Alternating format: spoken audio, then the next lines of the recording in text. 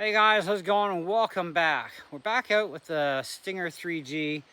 Last time we chronographed this bow, you guys didn't get to see the results, but it was 199 at 58 pounds of draw weight. Now we did of course Chrony this with different arrows, but we're gonna go with the 527s at 56 pounds, and we're gonna actually do this on video so you know what kind of speeds and foot-pounds of energy we're gonna get, which we'll discuss all that inside when we run the numbers on the computer to tell you what kind of energy output we're getting. So anyway, let's see what happens here. Hopefully I don't shoot my chronograph.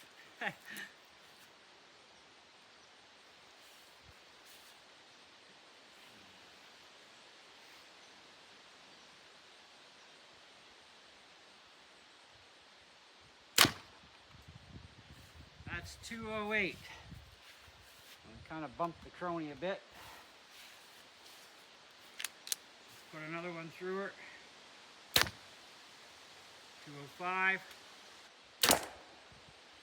208. Well, I'm going to square that off at 208. So, I guess I was wrong. Maybe it was actually at 52 pounds. Because it does make absolute sense that the more poundage we add, the faster the speed. Right now it's at 56, which means when we last Chronied those arrows, the bow was at 52, which would explain the 199. And an extra 4 pounds gives us 9 feet per second more. So my apologies. And I'm gonna stick with it as my apologies because, well, that's all I got for you is my bad. I was wrong on the poundage. But I know I'm definitely at 56. I've retested this bow a couple times in the last few days just to make sure. And anyways, so I know for sure it's definitely at 56 pounds. We're getting 208 feet per second across the chronograph. And that's actually pretty good. So let's go in the house and find out what that equates to foot-pounds of energy with 527 grains at 208 feet per second. Instant for you. All right, guys, so once again, my deepest apologies. I gotta straighten out my camera here before it falls off the mount. I've told you guys before about this thing running 58, 199, and well, obviously I was wrong, it was 52. I've played around with a lot of different weight ratios on the Stinger, and the highest I've gone with it so far is 62 pounds, and that's way too much for me to handle. I actually hurt myself, but I do know for a fact I did do one Chrony test, not on camera, that came out to 199, and I was damn sure that I was 58 pounds at the time, but apparently I was actually 52, so it's kind of like, whoopsie. So anyway, again, I'm sorry. But at 199 with 527 grain arrows, that does give us 46.35 foot-pounds of energy. So at 208, which is the only difference, okay, that's 9 extra FPS for that whole 4 pounds. So at 208, we're getting 50.64 foot-pounds. That's actually pretty damn impressive for 527 at 56 pounds of draw weight.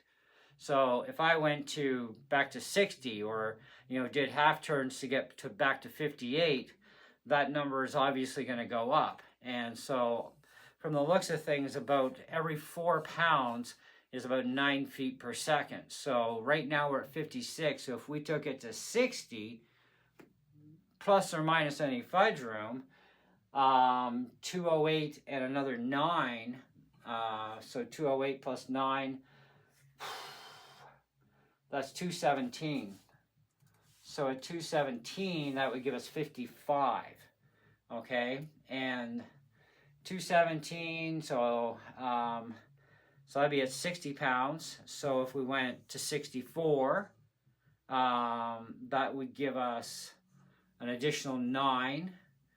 So that would be 226. 226.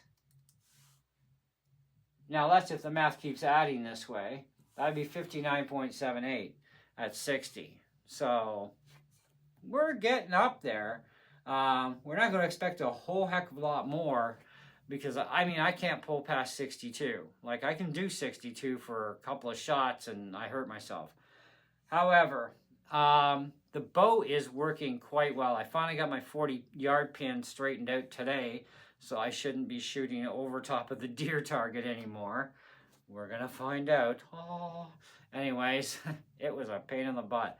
Manual sights can kind of suck some days because it's not just adjusting the height of it, it's also having to bend it to the specific height. And I finally got it bang on, so, and then I rechecked all my yardages and I'm all good, so we're all fine. But anyway, so that's not a bad result. So at 208 feet per second with 527 grain arrows, that's at 56 pounds of draw weight. Now, that's decent. That's a lot of good horsepower to it.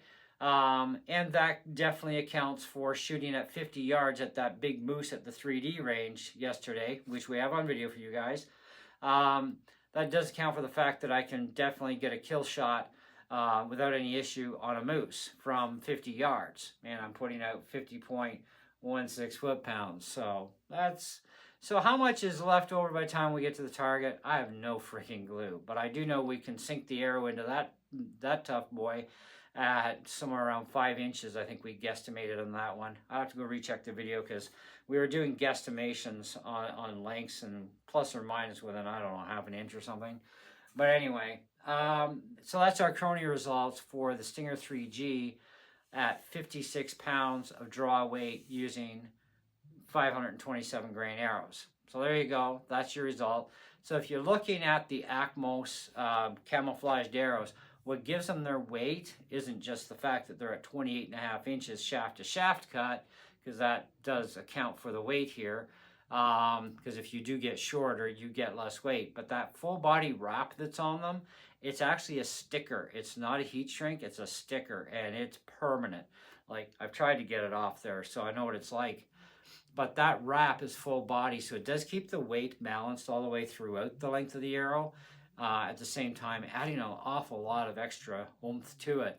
So if you were to compare like a full carbon 400s grain like this, it's the exact same length as my ones we were just shooting. This is 400 grains, so that makes it 127 grains more weight compared to a 400. And then, of course, you go backwards according to weight from there, and that would be what the extra grains would be in that sense and so on. Now, that is a 500 spine arrow, according to them, and this is a 400. So, in a typical 500 spine arrow usually is about 380, 385 grains is about what you're going to be looking at in the same length as 28.5 inch shaft to shaft cut. So, because you know, the shorter you go, the lighter it gets, and the longer you go, the heavier it gets. So there you go. Thanks for watching. I hope you enjoyed the video. We'll be sure to catch you on the next one. And I don't know what we're going to do next, so we'll figure something out. So, see ya.